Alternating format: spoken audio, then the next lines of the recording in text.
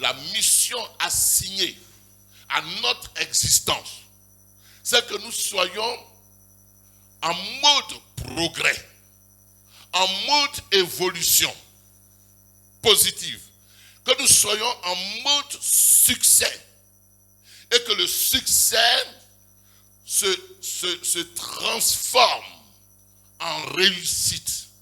C'est vrai qu'il y a eu des gens qui ont eu du succès, mais ils n'ont pas eu la réussite.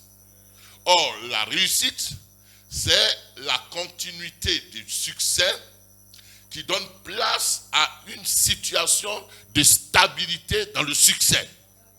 Donc, ma prière et la prière de Dieu, c'est que nous allions de succès en succès et que nous soyons dans la réussite. La Bible déclare que je souhaite. C'est-à-dire, quand il dit je souhaite, ce n'est pas un souhait. Souhait, je souhaite. Non, ce n'est pas ça. C'est le terme en grec. En grec, ce n'est pas souhait. Dans la Bible, en français, les termes sont mal interprétés. Or, dans la pensée grecque, en disant je souhaite que tu prospères, il dit que ma prière la plus ultime, c'est-à-dire que le vœu le plus ultime de Dieu, c'est que tu prospères, c'est que tu aies de l'avancement, c'est que tu atteignes le but, c'est que tu réussisses. Alléluia. Donc ma prière pour chacun de vous, en cette année qui s'en va s'achever, c'est que vos prières, vos succès et vos progrès soient évidents à tous égards au nom de Jésus-Christ. Que vous partiez d'un point A et que vous atteigniez un point B, C, D, Z. En tous égards au nom de Jésus-Christ. Dieu veut que tu aies de l'avancement spirituel, de l'avancement dans tous les domaines de ta vie et qu'ainsi tu aies un témoignage à brandir en fin d'année. Alléluia. Ma prière, c'est que le succès frappe à ta porte. Ma prière, c'est que le succès frappe à ta porte, que le succès soit ton partage au nom de Jésus-Christ. Dis Amen. C'est le souhait de Dieu. C'est le vœu de Dieu. C'est la volonté de Dieu. Et donc, pour que ces choses-là arrivent, il y a une participation. Il y a une participation. Et c'est là où tout le monde reste dans l'illusion, dans le rêve, dans l'utopie, dans les vapes, dans les amens qui n'auront pas, qui n'atteindront pas leur télos. Dans les amens qui n'atteindront pas leur accomplissement. Or, Dieu veut que ton amen atteigne son télos, son accomplissement, atteigne le but. Parce que quand tu dis amen, tu veux dire je suis d'accord. C'est pourquoi Jésus disait en vérité, amen, amen. Ce que je veux, en toute sincérité. Et donc, ton amen, où tu es d'accord avec la parole de Dieu, il faut que la parole de Dieu trouve en toi son accomplissement. Que les promesses de la parole trouvent en toi leur accomplissement. Alléluia.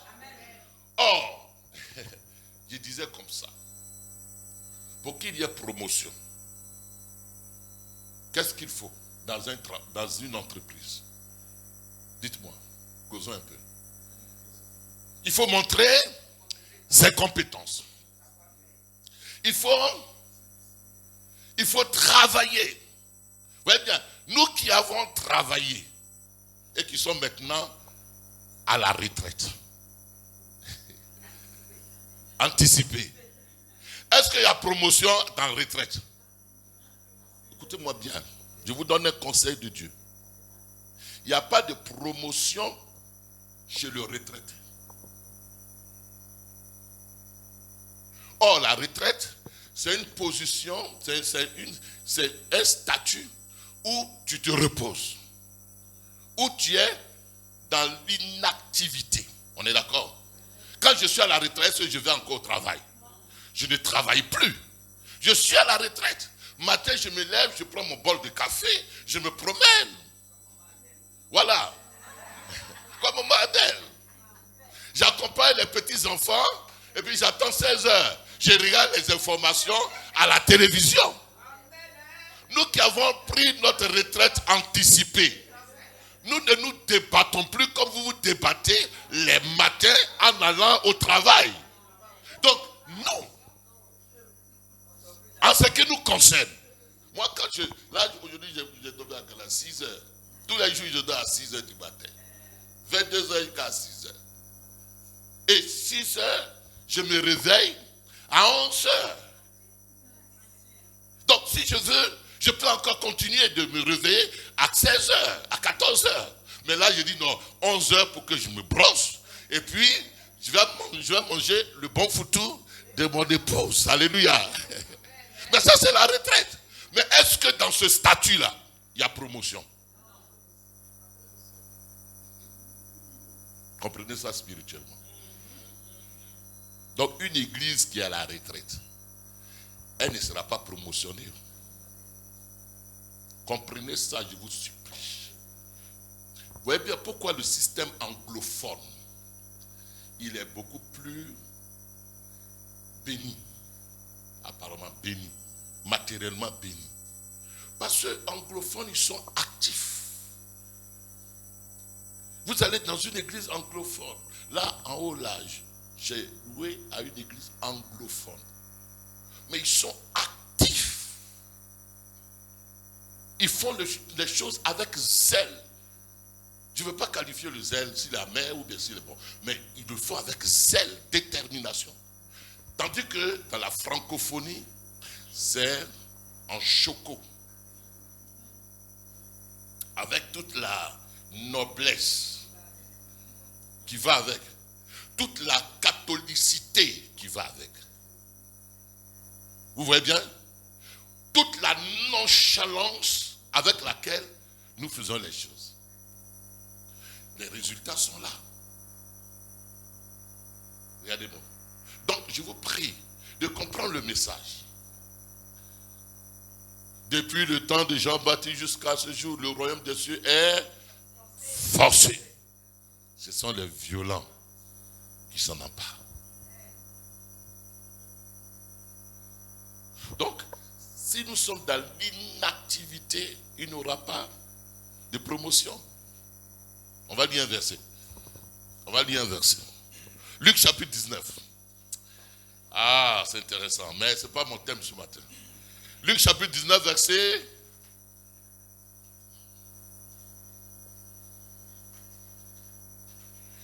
Et il a dit une chose qui est très intéressante. Verset 17 à 18. Il a dit une chose. Il s'est écouté les CD. Vous voyez bien, moi, les enseignements, je les ai envoyés. Depuis hier, je les ai envoyés. Il y a combien de, il y a plus de 100 réponses déjà, retour. Oh, homme de Dieu, merci. Il y a un qui me dit, ça c'est ça que je vais prêcher ce matin. C'est trop fort, trop bénissant, trop ceci, qualifié partout. Donc, ils écoutent, ils tirent profit de ces enseignements. Donc, il faut écouter, dis amen. Il faut réécouter. Luc chapitre 19. Luc chapitre 19, verset 17 à 18. Il lui dit, c'est bien, bon serviteur, parce que tu as été fidèle en peu de choses, reçois le gouvernement de 10 villes. Reçois le gouvernement de combien de villes? 10 villes. Donc ça veut dire qu'auparavant, il n'avait pas le gouvernement de 10 villes. Je ne sais pas si vous me comprenez. Il n'avait pas le gouvernement de 10 villes. Peut-être qu'il avait le gouvernement de 1 ville, de 5 villes, mais cette fois-ci, il a été promu à gouverner combien de villes? 10 villes.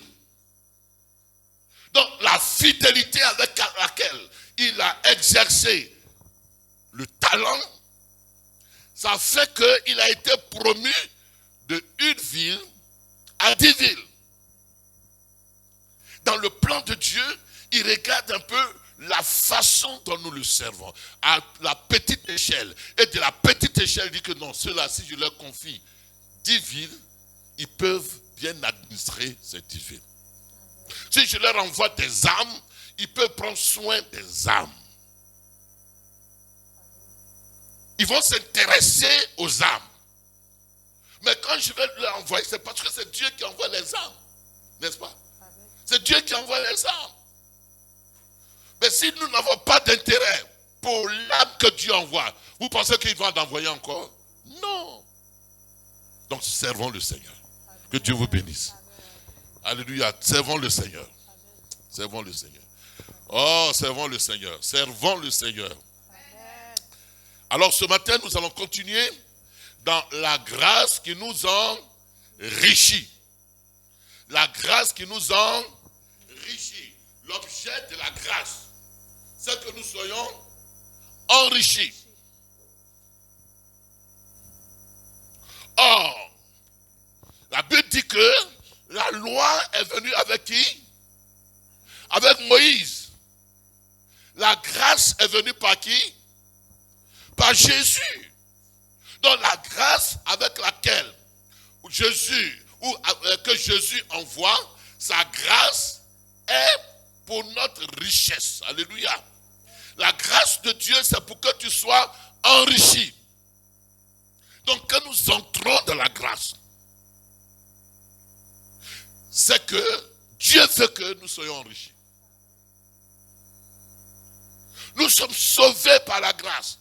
La faveur sur la vie de quelqu'un, elle a pour but de l'enrichir. Et souvent, c'est la faveur qui fait la différence entre les individus. Vous pouvez aller chercher du travail. Vous avez le même niveau intellectuel. Vous avez les mêmes cadres de séjour. Vous avez la naturalisation. Vous avez les mêmes qualifications. Mais la faveur va faire la différence. Il y a des hommes qui ont de la connaissance. Et la connaissance, en principe, devait les qualifier pour telle ou telle position. Mais la faveur, elle, souvent, elle défie les exigences des hommes. On se comprend? Donc, quand Jésus veut nous sauver, il nous sauve, mais il nous donne sa faveur. C'est pourquoi il est dit dans Actes chapitre 3, je crois, dans Actes chapitre 3, les versets 25 au verset 26, Jésus est mort, il est ressuscité, il s'en est allé vers le Père. Et son ministère actuel, son ministère actuel,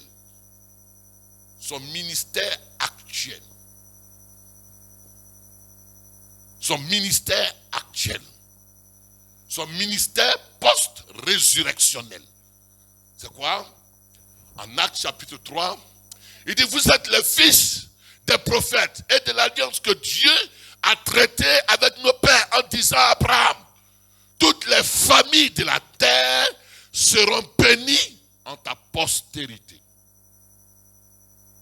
On va voir ça tout à l'heure. Toutes les familles de la terre seront bénies en ta postérité. Il dit, c'est à vous premièrement que Dieu, ayant suscité son serviteur, l'a envoyé pourquoi? Pour vous bénir. Donc, dans la mission de Jésus, il y a une mission de sauver. Et nous avons été sauvés. Mais l'autre mission de Jésus actuellement, c'est de nous bénir. Oh, ils n'ont pas compris. Donc le but pour lequel Jésus est venu, il te sauve. Mais s'il te sauve, le sauver, c'est sans te bénir, ça n'a pas de sens. Donc nous sommes sauvés, et puis nous avons part à la bénédiction pour laquelle il nous a sauvés. Le but de Jésus n'est pas seulement enlever les péchés, Bon, j'ai enlevé tes péchés, j'ai pardonné tes péchés, je t'ai sauvé. Mais l'autre mission, si elle n'est pas accomplie, tes péchés sont ôtés. Et puis quoi? Il t'a donné la victoire sur le péché. Et puis quoi? Parce qu'il y a des gens ici, dans ce monde-là, qui ne commettent pas certaines gravités. Ils ne font pas certaines choses mauvaises. Mais quand même, ces personnes-là n'ont pas ce qu'il faut. Elle ne fume pas, elle ne vole pas, elle ne fait pas ceci, elle ne fait pas cela. Et cependant, la personne est dans le manque. Est-ce que vous comprenez? Donc, Jésus vient, pas seulement pour pardonner tes péchés, pour effacer tes péchés. C'est une étape. Tes péchés ayant été pardonnés, effacés, il faut que tu entres dans la plénitude de la manifestation de la gloire de Dieu et que tu reflètes ce que Dieu avait destiné d'avance. Quand il créait l'homme, selon Genèse chapitre 1, verset 28, la Bible dit que quand Dieu a créé l'homme, la première parole qu'il a adressée à l'homme, c'est qu'il soit barakou. Quand Dieu a créé l'homme, le plan de Dieu, l'objectif de Dieu, c'est que l'homme soit béni. Parce que s'il n'est pas béni, il ne peut pas être fécond. Or, la fécondité, ce n'est pas seulement enfant. S'il n'est pas béni, il ne peut pas multiplier. S'il n'est pas, il n'est pas béni, il ne peut pas remplir la terre. Il ne peut pas assujettir, il ne peut pas dominer, il ne peut pas assujettir. Donc, pour que toutes ces choses reviennent à l'homme, Dieu a voulu premièrement qu'il soit quoi? Béni. Et quand cela a été gâché, quand le péché est entré en ligne de compte, l'homme a été privé de la bénédiction, a été privé de la gloire de Dieu, de la parousia de Dieu, de la manifestation de Dieu, de toute la déité. La déité va maintenant échapper à l'homme. L'homme qui était fait pour partager la gloire de Dieu, l'homme va être privé de quoi? De la gloire de Dieu. Donc le péché va être le premier obstacle. Or le péché, c'est pas qu'il est volé. Vous allez voir que Adam n'a pas volé. Est-ce que vous voyez? Adam n'a pas volé. Adam n'a pas cherché femme de quelqu'un. Il était seul dans le jardin d'ailleurs. Et il avait tout dans le jardin. La Bible dit qu'il a mangé le fruit. Mais manger le fruit, là vous êtes en train de manger mon fruit. Le fruit de mon enseignement. Manger intellectuellement, psychologiquement, spirituellement, en train de manger. Donc, quand il a mangé le fruit, c'est-à-dire que quand il a eu mauvais enseignement, alors cela va le détourner du plan de Dieu, du vrai enseignement, et donc, il va connaître des étapes de difficulté. L'humanité va souffrir jusqu'à ce que la malédiction va s'abattre. Jésus vient, qu'est-ce qu'il va faire? Il enlève le péché. C'est-à-dire qu'il enlève tout ce qui est mentalité erronée, tout ce qui est pensée erronée, tout ce qui est conception erronée. Il vient transformer notre état de pensée. Et quand on sait finalement qu'on est enfant de Dieu, alors commence l'étape de la bénédiction. Je déclare ce matin que la bénédiction soit ton partage. Je déclare ce matin que tu sois comblé de toutes sortes de bénédictions au nom de Jésus-Christ. Dis-toi que Dieu est venu, Jésus est venu, il est venu pour faire quoi? Pour bénir. Le but de Jésus dans ta vie actuellement, c'est que tu sois béni.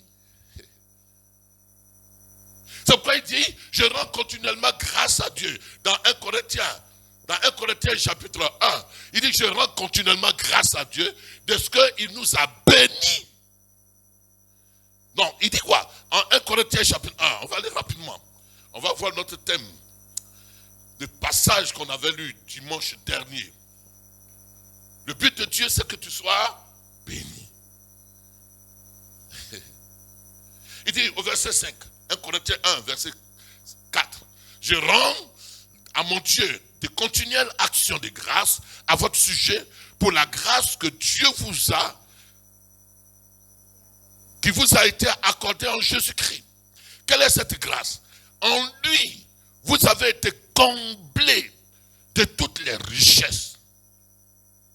Vous avez été bénis. En Jésus-Christ, nous sommes des hommes et des femmes, comment? Bénis. Donc tout c'est le fait qu'on dise que tu es en Jésus-Christ et tu es maudit. Donc le fait qu'on nous ait dit qu'on est maudit, cela va agir sur nos neurones, sur nos pensées, notre nous. Et notre nous va créer des attitudes, des comportements.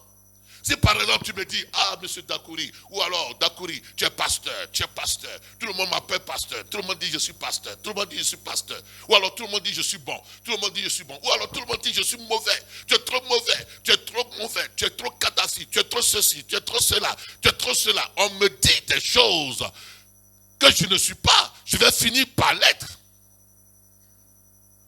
Tu es un sorcier, tu es mauvais, tu es un vaurien. Tu es ceci, tu es ceci. C'est ce qu'on dit à mon sujet qui arrive à influencer mon mode de pensée. Et mon mode de pensée va devenir un état d'être. On se comprend? Donc, l'évangile que tu as reçu a dit que non, dans ta famille, il y a la malédiction. Dans ta famille, il y a trop la sorcellerie. Dans ta famille, il y a trop ceci. Dans ta famille, on ne se marie pas. Dans ta famille, il y a ceci, il y a cela, il y a ceci. On a transporté l'aspect négatif de ta famille. Or, la Bible dit que à tous ceux qui l'ont reçu, il leur a donné le pouvoir de devenir qui? Enfants de Dieu. Lesquels sont nés non de la chair, ni du sang, mais de Dieu. Donc nous appartenons à la famille de Dieu. Mais on ne te dit pas les prérogatives que tu as étant de la famille de Dieu. On te dit les prérogatives, les quoi? Pas les prérogatives même. Les inconvénients de la famille biologique d'où tu préviens. Or, écoutez bien. Je vais vous aider. La famille biologique est sous malédiction. On est d'accord? La famille spirituelle est quoi? Et la bénédiction. Entre la bénédiction et la malédiction, qu'est-ce qui est plus grand? La bénédiction. La famille biologique est dans les ténèbres. On est d'accord? La famille biologique, c'est les ténèbres. Mais entre les ténèbres et la famille spirituelle, est quoi? Et la lumière. Entre la lumière et les ténèbres, qu'est-ce qui est plus grand? La lumière. La lumière est supérieure aux ténèbres. Donc quand la lumière apparaît, les ténèbres ne peuvent pas résister. Est-ce que tu vois? Or, moi maintenant, je suis conçu dans la lumière. Donc s'il y avait des ténèbres en moi, les ténèbres sont extirpées par la lumière. Donc par conséquent, je vais adopter une mentalité de personne béni. Et Dieu veut que ton intelligence, tes pensées soient influencées par la bénédiction. Donc quand on dira, oh pasteur Dakouri est bon, il est bon, il est bon, il est bon, il est bon, il est bon. Ça va influer sur mon caractère. N'est-ce pas? Il est bon, il est bon, il est bon, il est bon, il est bon. Mais on dit non, c'est un gaguin, c'est un gaguin, c'est un marmailleur, c'est un marmailleur. Donc je vais finir par me conforter dans la marmaille. Donc, à toi de choisir. Donc, Jésus est venu pour te quoi? Pour te bénir. Donc, par conséquent, je suis un homme, je suis une femme, quoi? Bénie. Oh. Comprenez ça. Je suis une femme, quoi? Bénie. Donc, il dit, il nous a bénis de toutes sortes de bénédictions. Donc, l'apôtre Paul parle ici aux Corinthiens qui sont bénis de toutes sortes de bénédictions concernant la révélation et concernant le gnosis. Donc, le gnosis, on va voir ça. Donc, béni, la bénédiction est là. Maintenant, il faut que tu t'en rendes compte. Tu sois dans un état d'éveil pour dire que je suis béni. Et puis, pour que je puisse entrer dans la bénédiction, on va le voir certainement dimanche, mais pour que j'entre dans la bénédiction, il y a maintenant une participation. Une participation de ce que Dieu m'a révélé, que je dois appliquer. Parce que le nous, c'est l'application de ce qui t'a été révélé. Ils n'ont pas compris. Ok. Je me suis levé, matin bonheur, je disais à maman d'Akouri. Ça, c'est le débat. C'est mon élève sur qui je fais expérience. Elle dit, ah, tu me fatigues. Il dit, mais tu sais pourquoi on est comme ça? Ça m'est venu comme ça. Je dis, tu sais pourquoi on est comme ça? Parce qu'on a dit, il faut bénir au Seigneur. Il faut obéir. Et les gens obéissent. Et ils n'ont rien vu, en réalité. Or, c'est parce que Dieu nous demande. Obéir. Il ne faut pas manger ça, il ne faut pas boire ça, il ne faut pas faire ça. On a des préceptes auxquels on doit obéir. On a obéi à ces préceptes. Et puis il n'y a rien. Il dit oui, la grâce ne nous donne pas de préceptes. La grâce, écoutez-moi, la grâce nous révèle la pensée de Dieu et nous veut de l'appliquer. Ça veut dire quoi? Je vous explique simplement. C'est-à-dire, obéir, c'est pas ne pas chercher femme, ne pas fumer, c'est pas ça l'obéissance. L'obéissance qui va te pousser à la réussite, au succès, à avoir la manifestation glorieuse de la main de Dieu, ce n'est pas, il ne faut pas voler, il ne faut pas ça, c'est rien, c'est pas ça. C'est la révélation de la pensée de Dieu dans ton cœur.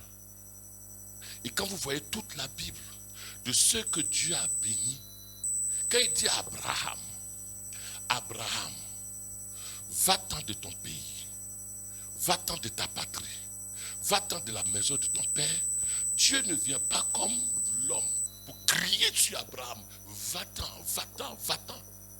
Dieu fait une révélation à la pensée d'Abraham. Mais c'est personnel. Et c'est cette révélation à laquelle Abraham se soumet qui va le propulser à la bénédiction. Est-ce que vous comprenez? On va parler entre nous. Par exemple, Dieu va te dire, ta voiture là, donne ça à la soeur Martine, donne ça à la soeur, donne ça à la soeur, donne ça à la soeur, donne ça à la soeur, donne ça à la soeur, donne ça à la soeur, donne ta voiture, je dis donne la voiture, mais ça te coûte, mais c'est là qu'il faut obéir, c'est là qu'il faut obéir. Il y a des obéissances. Quand Dieu dit à Abraham, prends ton fils et puis amène-le sur la montagne là. Mais il parle à son cœur. Je ne sais pas si vous me comprenez. Donc les gens ont pensé que obéissance, je ne critique pas, je ne fais pas ceci, je ne fais pas ça, et puis ils sont là. Non. C'est pourquoi il faut marcher par le Saint-Esprit. Plus tu marches par le Saint-Esprit, plus tu entends la voix de Dieu à laquelle tu peux obéir. Mais tu ne marches pas par le Saint-Esprit. Tu n'as pas la communion avec le Saint-Esprit. Même quand le Saint-Esprit te quoi? Te révèle la pensée de Dieu pour cet instant.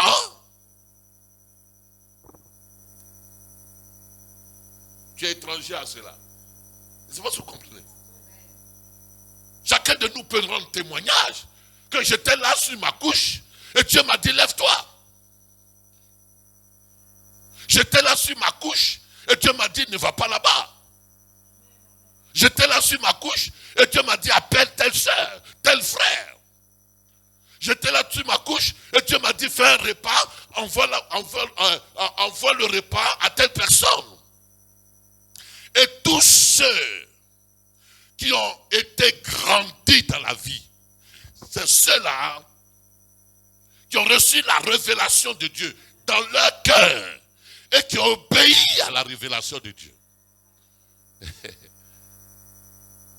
Tu vois? C'est pourquoi il dit en Apocalypse chapitre 3 verset 20, je me tiens à la porte de ton cœur et je fais quoi? Je frappe. Si quelqu'un entend ma voix, mais il ne frappe pas à toutes les portes à la fois. Il dit si quelqu'un entend ma voix, donc il faut entendre la voix du Seigneur et se soumettre à cette voix. Donc, tu rentres dans la bénédiction. Or, les Corinthiens, ils ont fait un contraste. Le contraste entre le fait que l'apôtre Paul dise qu'il rend grâce à Dieu qui les a bénis, il y a eu un contraste de la vie des Corinthiens. Et ça, je veux que vous le compreniez. Le contraste, c'est que quoi? Dans 1 Corinthiens chapitre 4, verset 6, verset 8 et verset 12, vous allez voir le contraste.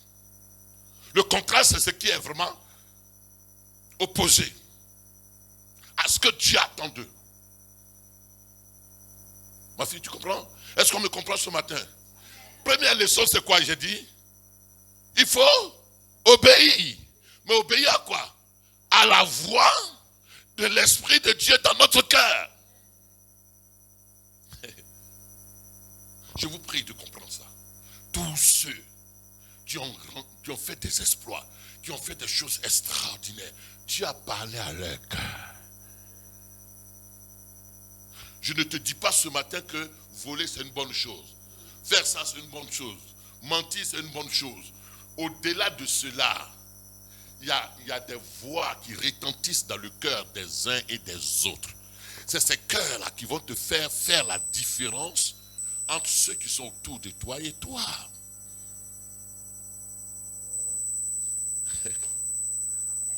Mais bien tout ça là, quand je viens, moi je rentre le matin ici, je rentre. Et puis je me promène comme ça. Et puis Dieu parle à mon cœur. Il y a des choses en janvier 2024 que Dieu a mises à mon cœur. Je ne vais pas consulter ni la chair ni le sang, mais je vais le faire. Parce que si je consulte la chair et le sang, la chair et le sang qui n'est pas dans la révélation va s'opposer à cela. Est-ce que vous comprenez? Si Abraham avait consulté, si Abraham avait consulté Sarai au sujet d'aller donner son enfant en holocauste, je crois que ça n'allait pas aller. Hein. Ça n'allait pas aller. Ça n'allait pas aller. On a souffert pour avoir. Hein. On va divorcer. Hein. Parce que Abraham, on va le voir, Abraham a fait déjà une première consultation, une première expérience. Sa femme lui a dit, tu sais qu'on n'a pas enfant. Prends Agar, fais enfant avec Agar. Donc Abraham à écouter le raisonnement humain de sa femme. Il a pris Agar. Aujourd'hui, c'est ça qui se passe là-bas. Est-ce qu'on se comprend ce matin? Il y a certains domaines dans lesquels on peut demander conseil, mais il y a des convictions qui sont fortes à votre cœur, pour lesquelles Dieu veut que vous réagissez par des actes de foi, par des pas de foi, par des actions de foi.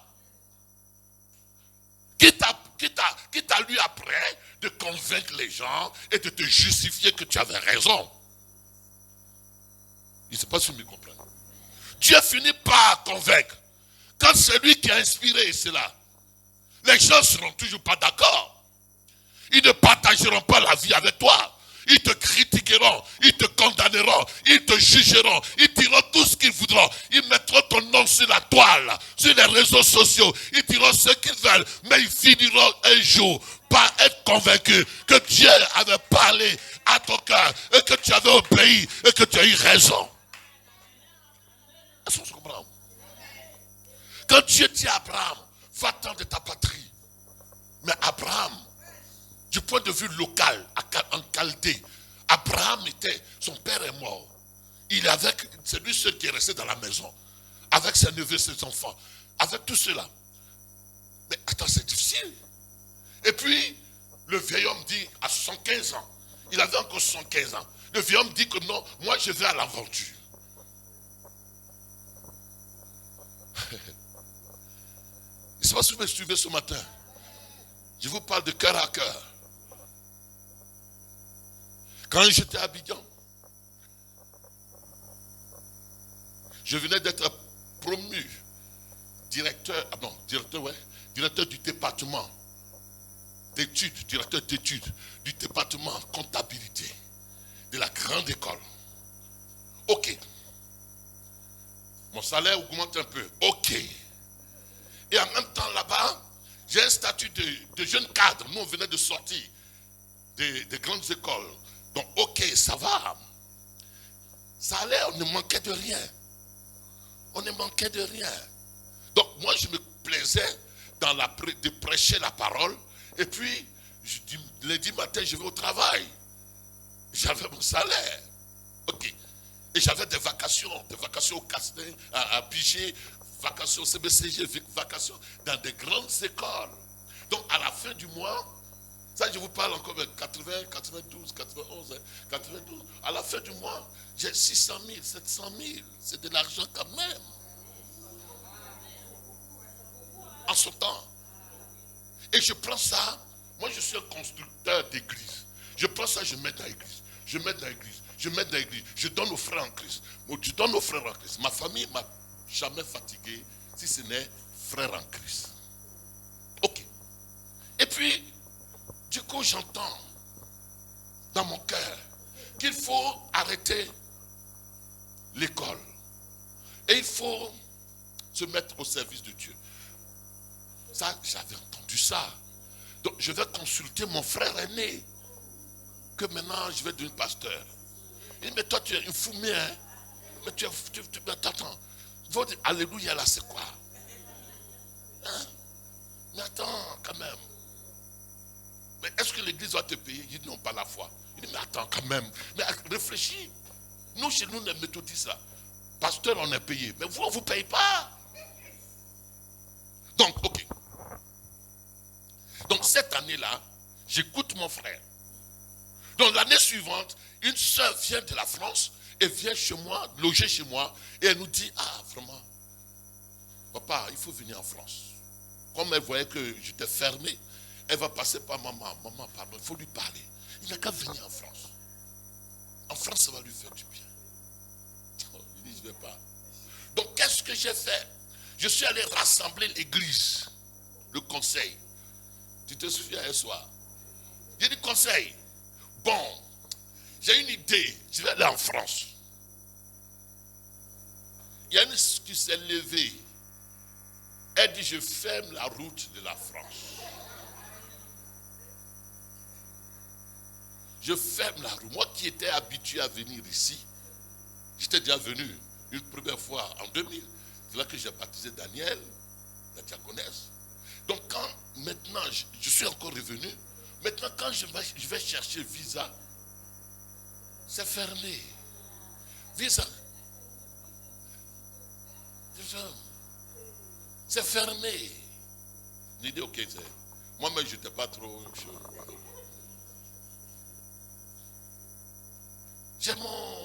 J'avais un de mes fidèles là, le patron Napo. Il dit non, pasteur, je vais te produire à la télévision, à la radio. Et j'ai commencé à prêcher dans les médias du pays.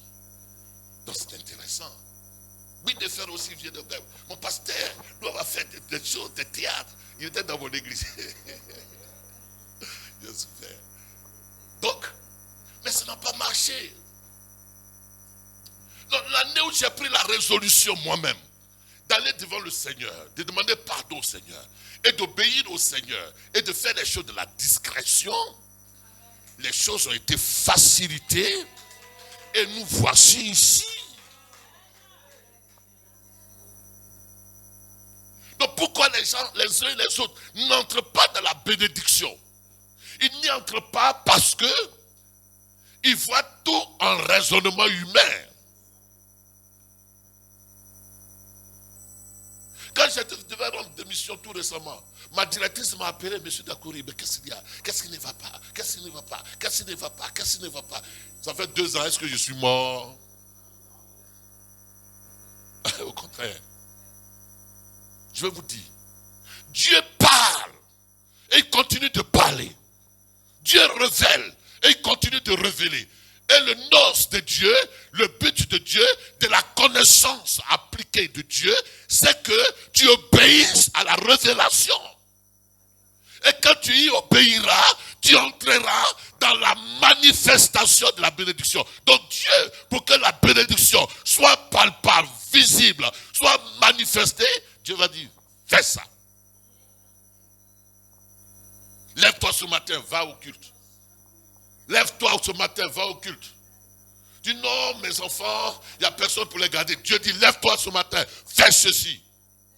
Mais comme nous raisonnons, nous gâchons les opportunités que Dieu nous donne. Nous n'entrons pas au bénéfice des opportunités. Dieu dit, prends ce clochard-là, lave-le. Lave-le. Lave-le. Mais les gens vont parler, il a marié Clochard. Mais Clochard va être la voie par excellence pour que tu puisses accéder à la réalisation de la promesse de Dieu dans ta vie. On va voir ça. Donc, deuxièmement, Dieu veut que nous soyons bénis. Il a envoyé Jésus pour que nous soyons bénis. Jésus envoie le Saint-Esprit en nous pour que le Saint-Esprit nous révèle la pensée de Christ. Mais là encore, il faut que nous soyons des gens en communion avec le Saint-Esprit. Je vous prie, comprenez-moi. Ce que je dis là, ce n'est pas papier écrit. C'est la prophétie que je te donne. Et pourquoi, par exemple, chez nous au village, là, pourquoi les gens sont bénis? Ils se lèvent, ils disent, je te donne mon terrain. Il se lève, il dit, je te donne mon terrain. Mais quand tu vois la valeur du terrain, le terrain fait combien? 20 millions ou 30 millions, fait 40 000 euros, 45 000 euros. Il t'a donné un terrain, toi-même tu n'as pas envie de prendre. Il dit, prends, Dieu m'a mis à cœur. Mais quand il a posé un acte de ce genre, Dieu va le bénir au-delà de toute mesure. Pourquoi? Parce qu'il a obéi. Et c'est pourquoi Dieu dit à Abraham en Genèse 22, parce que tu as obéi, je ferai ça, je ferai ça. Parce que tu as obéi. Il ne reste que ça, le salaire n'est pas suffisant. Dieu dit, paye la dîme. Paye, donne. Donne. Il dit, quand même. Dieu dit, donne. Mais quand tu as donné, tu vas voir des opportunités de quoi? De solidarité, de soutien, ou alors des situations te sont épargnées parce que quoi? Tu as obéi. On se comprend ce matin. Et les gens qui sont là, je ne commets pas adultère, je ne commets pas ceci, je ne commets pas cela, je ne commets pas cela. C'est bon, mais ce n'est pas suffisant pour Dieu. Ça, c'est la morale. Dieu n'est pas venu nous enseigner l'éthique et la morale. Attends, je reprends. Dieu n'est pas venu nous enseigner l'éthique et la morale. Ils n'ont pas compris. Dieu n'est pas venu nous enseigner l'éthique. Ils n'ont pas compris. Il n'est pas venu nous enseigner l'éthique. On n'a pas besoin d'aller à l'église pour savoir l'éthique. C'est le béaba.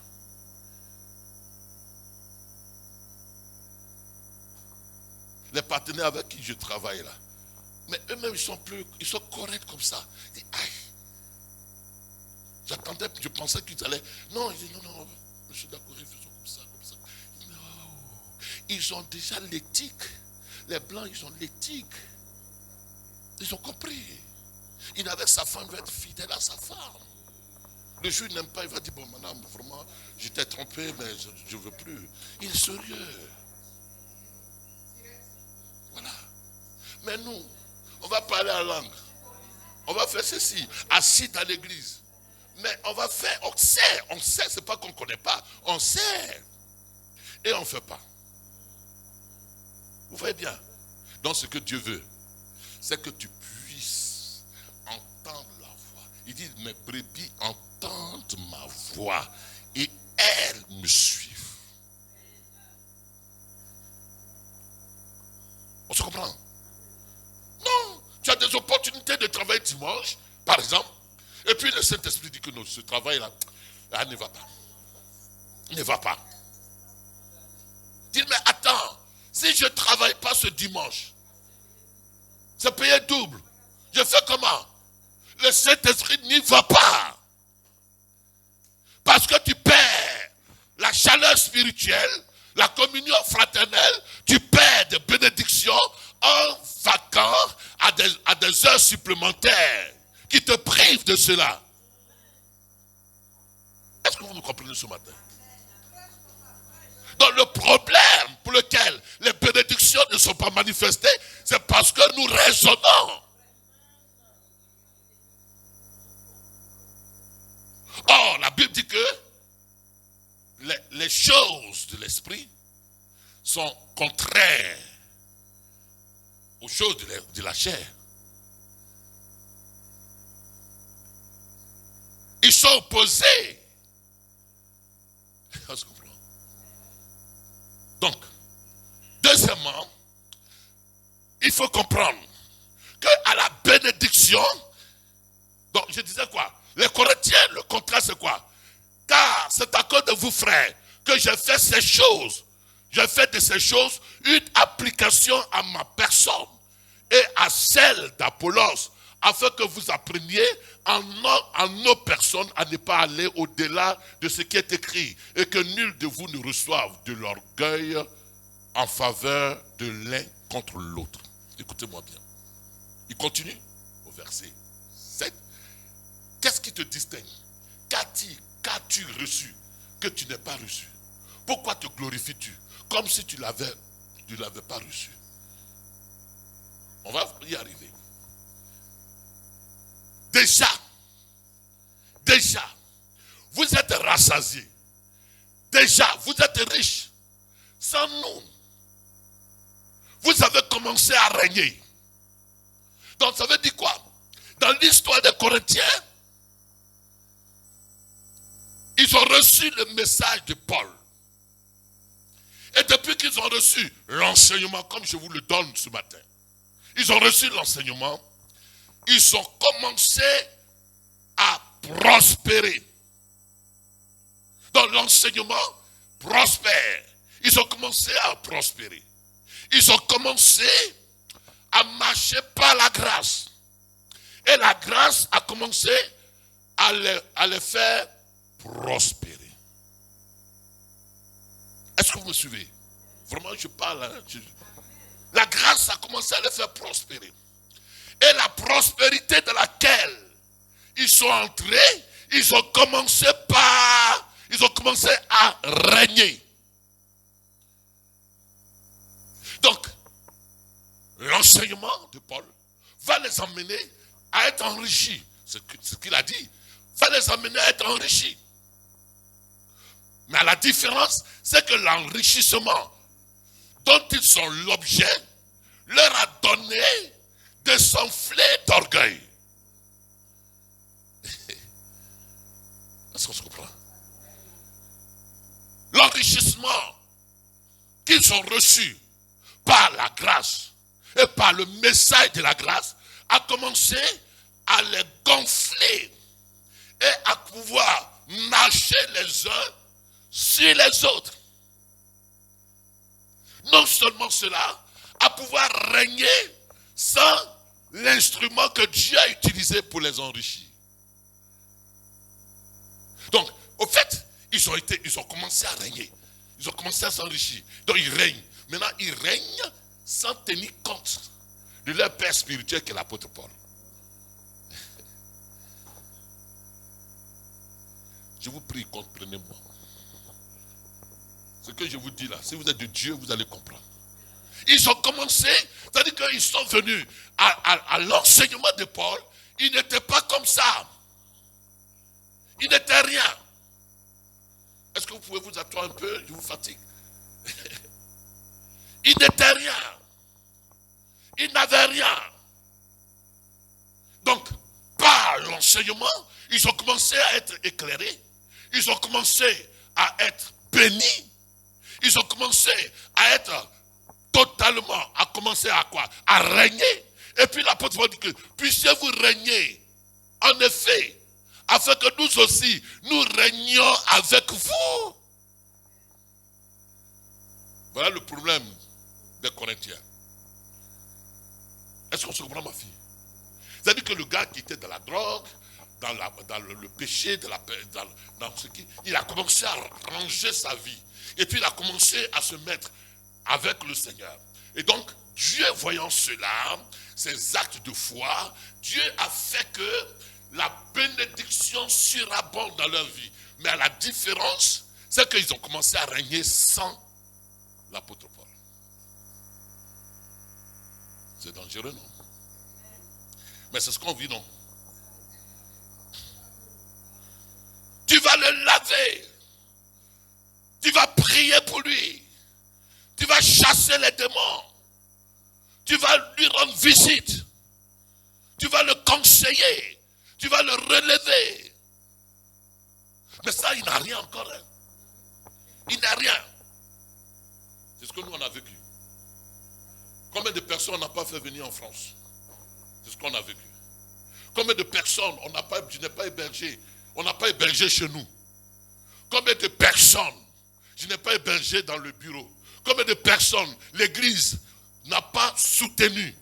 Combien de personnes l'église n'a pas aidé à être hébergée chez des frères? Combien de personnes l'église n'a pas lavé? Combien de personnes pour qui on s'est déplacé, on a été chez eux, on a fait ceci pour que ces personnes-là puissent être relevées? Combien de personnes, combien de personnes n'avons-nous pas entretenu avec nos propres moyens? Donc, à l'instar des Corinthiens, quand ils ont été mis en ordre, les choses ont commencé à démarrer. L'orgueil est rentré. Et il règne maintenant sans Paul. C'est des réalités. Hein. Tu es avec ta femme. Ils t'appellent à 23h. Ils savent qu'on est en France. 23h, on est en famille. S'ils étaient dans une autre église, ils n'appelleraient pas le pasteur à 23h. Le pasteur ne se déplacerait pas, aller jusqu'à chez lui. Les anciens ne le feraient pas. Mais on a disposé notre cœur à le faire. Donc Dieu, dans sa grâce, a exaucé nos prières. Donc qu'est-ce qu'il faut faire? C'est faire action de grâce pour soutenir tous ceux qui t'ont aidé. Mais comme ça marche maintenant, comme ils peuvent fonctionner sans toi, ils ont commencé à s'enorgueillir.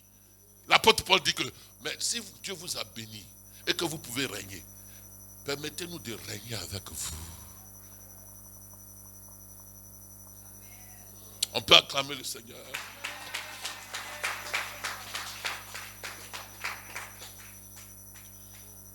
On a l'impression que le travail qu'on fait là, c'est un travail ingrat.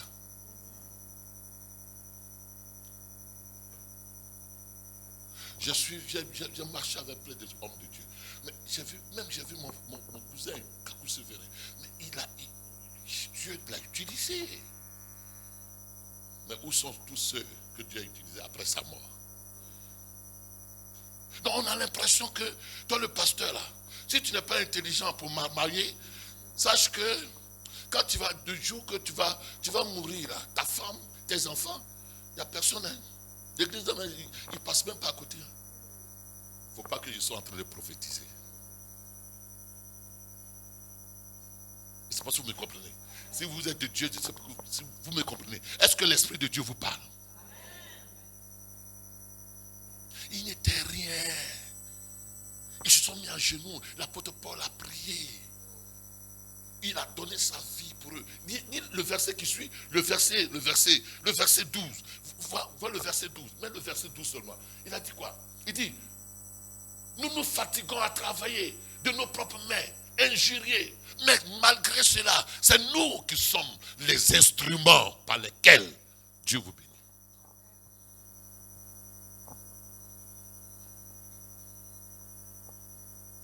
Donc quand c'est comme ça, certains pasteurs, quand ils sont intelligents, ils disent, bon, il faut que j'aille me chercher. Mais ce n'est d'aucun avantage pour l'église.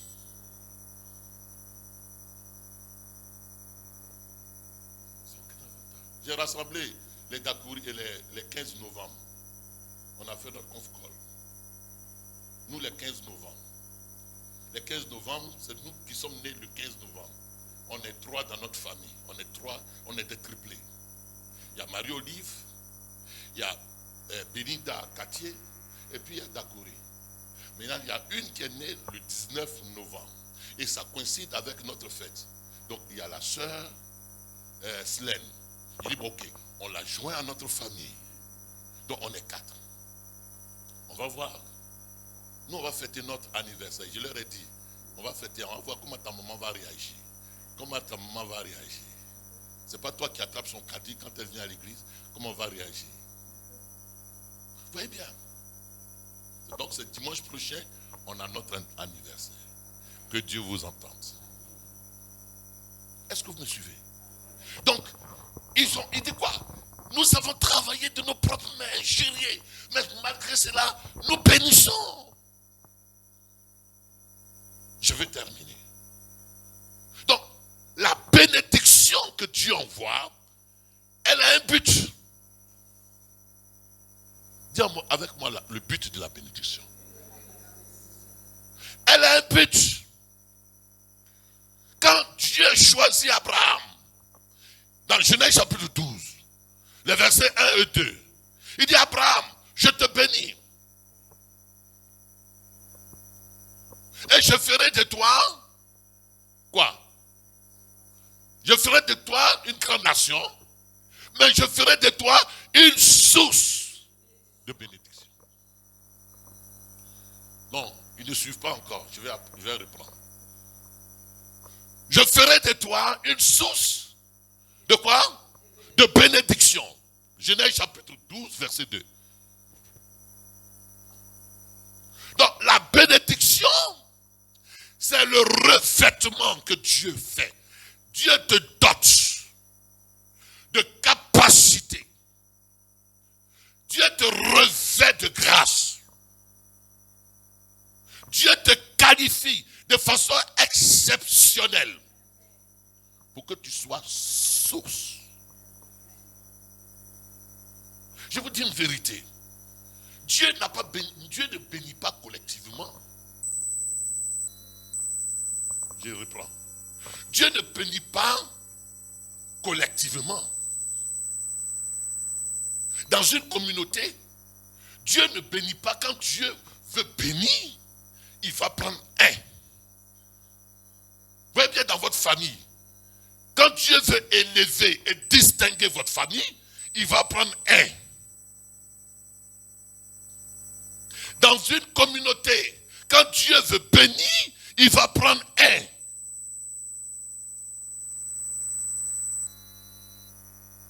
On était en train de raconter l'histoire d'une église au Bénin. Dieu a positionné un, je ne veux pas aller plus loin, mais le un là, il est un grand du pays. Et la personne me disait, chaque dimanche, quand il n'est pas venu dimanche aujourd'hui, il ne vient pas 3 dimanches parce qu'il a des occupations. Mais quand il ne vient pas, il fait des enveloppes de 5 millions, 5 millions, 5 millions, et puis il donne. Chaque fin d'année, il fait une offrande de 50 millions, il donne.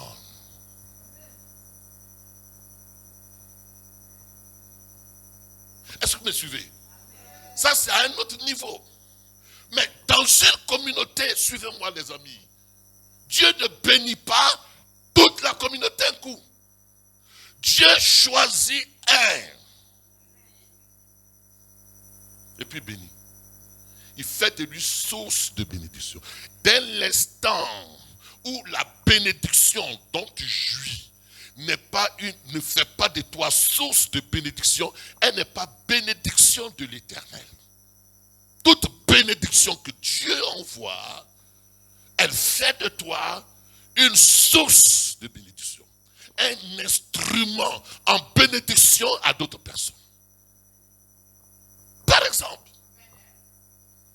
tu es dans un domaine de travail, un domaine professionnel, Dieu te positionne là-bas. C'est l'église qui est là-bas. Pour que tes oreilles soient attentives, on a besoin de quelqu'un. Tu vois autour de toi dans l'église, qui est-ce qui peut faire ce travail? Et qui est de bien? Ne voyez pas les choses du côté négatif. Tu as une information qui permet aux uns aux autres d'être régularisés. Alors, tu en parles au pasteur. Ah, je sais que si on fait ça, les sœurs seront régularisées, les frères seront régularisés. Parce que je connais le Dieu.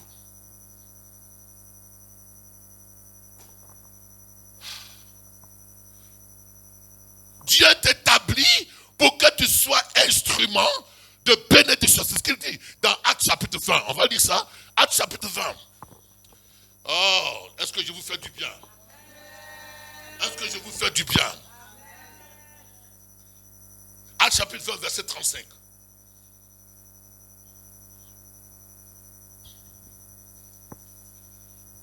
Actes 20, verset 35.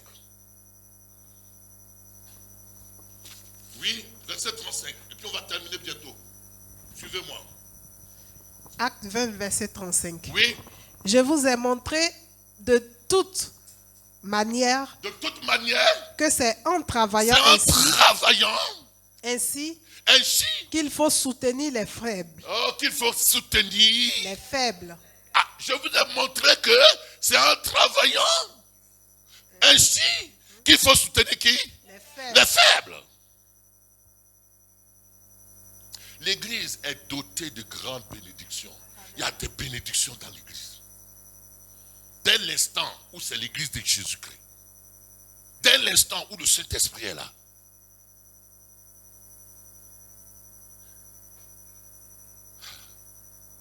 non, vous ne me suivez pas, c'est ça. Je sens dans votre esprit que vous ne me suivez pas.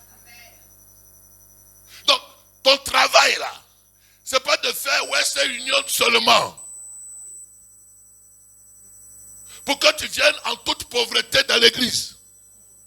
Pour que tu ne contribues en rien dans l'église.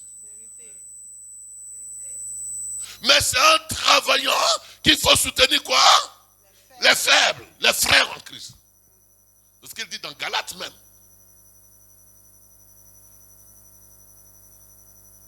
Il y a des gens dans l'église, ils ont des projets. L'église ne bénéficie jamais.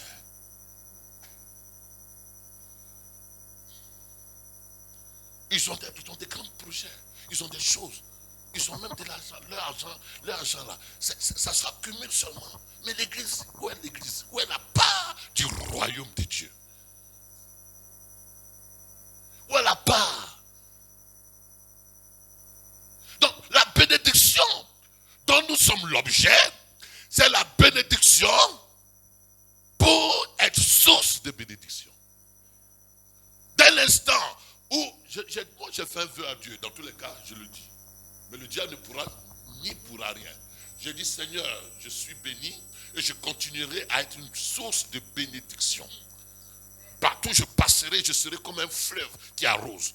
Un fleuve qui arrose. Combien de fois on ne m'a pas donné conseil? On dit non, arrête de donner de l'argent, je donnerai. Plus je donnerai, plus je dépenserai, plus je ferai du bien, plus je relèverai, plus la faveur de Dieu, elle m'encensera. Mais tu en as. Et puis tu viens comme, il y a l'aignant, pauvreté. De peur qu'on ne découvre que tu en as. Quand ça va commencer à s'accumuler, Dieu va souffler là-dessus. Il dit à Abraham, je ferai de toi qui? Source de bénédiction. Je prie ce matin que tu sois une source de bénédiction. Dis Amen. Et que par toi, des faibles soient fortifiés. Par toi, celui qui est tombé soit relevé. Par toi, celui qui est malade soit guéri. Par toi, le pauvre soit enrichi. Par toi, celui qui est dans le désespoir, qui retrouve l'espérance. Par toi, quelqu'un soit fortifié. Oui. Aux uns, il a donné les moyens financiers. Aux autres, il a donné des dons spéciaux. À d'autres, il a donné de la sagesse. À d'autres, il a donné des compétences dans quelques domaines. Et donc, dans l'église, on a ceux qui peuvent donner. On a ceux qui peuvent rendre visite pour dire, ma soeur, relève-toi. On a ceux qui peuvent porter de la prière, celui qui est dans la détresse. On a ceux qui peuvent parler et dire que Dieu est fidèle et exhorter. Mais on a toutes sortes de dons, des dons spirituels, des dons matériels, des dons talentueux. On a tout cela dans l'église. Mais aussi longtemps que l'église sera une église solitaire, où chacun sera dans l'individualisme, il n'y aura pas manifestation de la gloire de Dieu. Je vais m'arrêter là. Mais est-ce que tu comprends ce matin? Il y a un autre paquet que je vais te donner la semaine prochaine, il faut être là. Mais je vais te dire que Dieu te bénit, pourquoi? Pour être quoi? Source de bénédiction. On va s'arrêter à ces deux mots-là. Source de bénédiction. Ce n'est pas forcément. Il y en a qui ont des grandes maisons. Il y en a qui ont des maisons. On peut aller là-bas, on est à 4, on mange chez lui. On peut manger chez toi. On peut aller manger, tu peux nous inviter.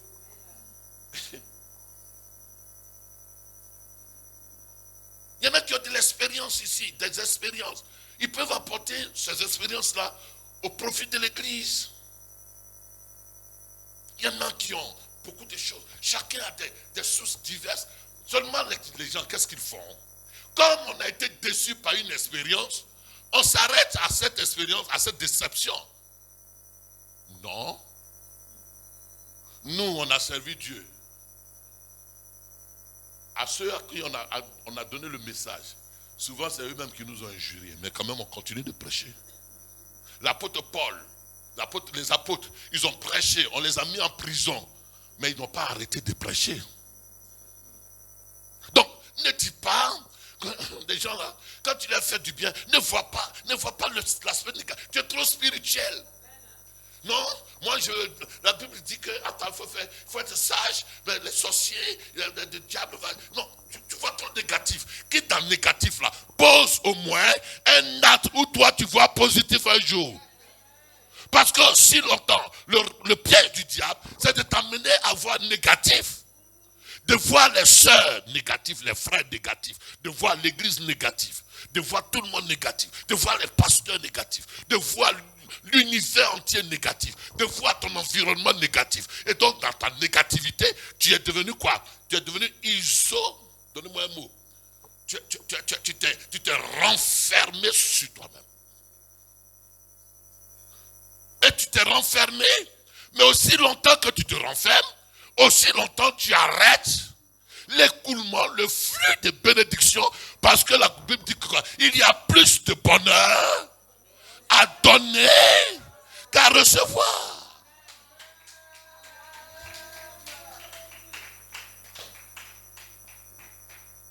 C'est si je dis tout, ça va peut-être vous jalouser. Mais il dit que moi là, je vais continuer de te faire du bien. J'ai même dit, hier je disais, mais les chaises là sont trop sales. Je suis trop sale. Je suis rentré, j'ai envoyé la photo en Chine. Ils sont en train de me faire le défi. Je vais te prendre chaise.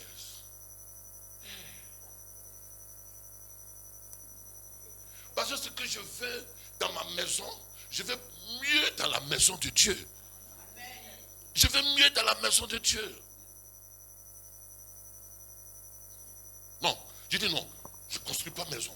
Pour moi, Dieu construit 60 ans, construire une maison. Je vais construire la maison de Dieu. Et c'est comme ça des hommes comme David ont pensé.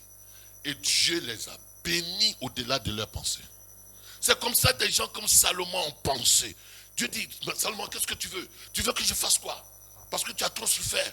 On t'a trop poursuivi. Tes ennemis sont trop nombreux. Qu'est-ce que tu veux? Tu veux que je les tue? Non, il dit non, Seigneur. Moi, je ne veux pas que tu les tues. Donne-moi de la sagesse pour que le peuple que tu m'as donné, je puisse mieux le conduire. Dieu dit, parce que tu as demandé la sagesse, alors je te donne au-delà de ce que tu as demandé. Est-ce qu'on se comprend? Donc, il a pensé premièrement aux intérêts du royaume de Dieu. Et alors, Dieu, dans sa générosité, dans sa miséricorde, dans sa philanthropie, Dieu va donner au-delà, va bénir au-delà de ce qu'ils ont demandé. Bon, tu n'as pas enfant? Ok. Tu n'as pas enfant? Ok. Mais adopte un enfant. Il y a beaucoup d'enfants. Adopte un enfant. Adopte-le. Adopte un enfant. Mais en adoptant un enfant, tu vas adopter une lignée de gloire. Disons amen. Que Dieu vous bénisse ce matin. On va se tenir debout. Et puis on va dire au Seigneur, parle à mon cœur. Parle précisément à mon cœur. Les gens qui ont eu des inventions, Dieu a parlé à leur cœur. On se comprend? Et de ces inventions-là, et de ces révélations à leur cœur, ils ont obéi. Et Dieu les a grandis.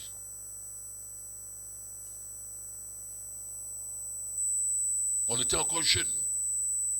Et on a reçu le témoignage de Bloon. Bloon en Afrique. Ça va Bloon. Et le témoignage dit que Dieu a mis à son cœur de donner la dîme chaque mois de ça.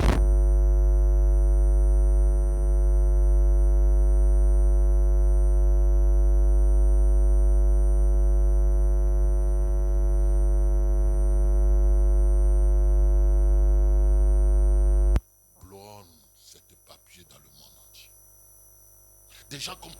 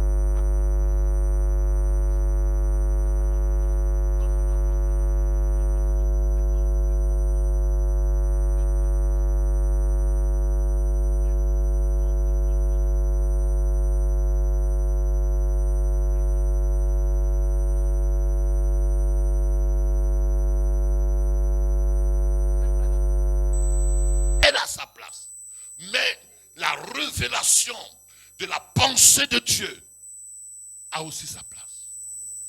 Dieu veut te bénir, il va mettre une pensée dans ton cœur. Dieu veut te bénir, il va mettre une offrande à faire dans ton cœur. Un hôtel à bâtir. Dieu veut te bénir, il va te dire, fais ça, fais ça, fais ça. Dieu veut te bénir, il va te dire, vous ne voyez pas les musulmans, on dit non, va donner ça à des pauvres au marché.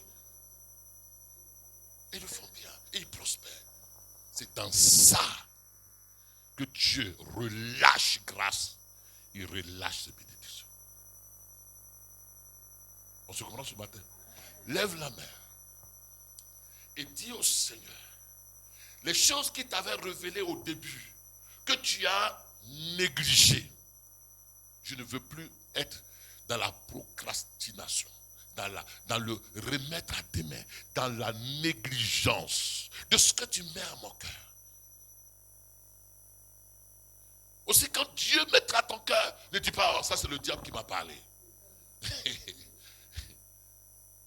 Alors, Saint-Esprit, révèle à mon cœur. Quel est le quoi? Quelle est l'alliance que tu veux que je bâtisse? Quelle est l'alliance que tu veux que je constitue, que je fasse? Il faut que tu aies une alliance. Il faut que tu établisses une alliance. Parce que le Dieu que nous servons est le Dieu des alliances.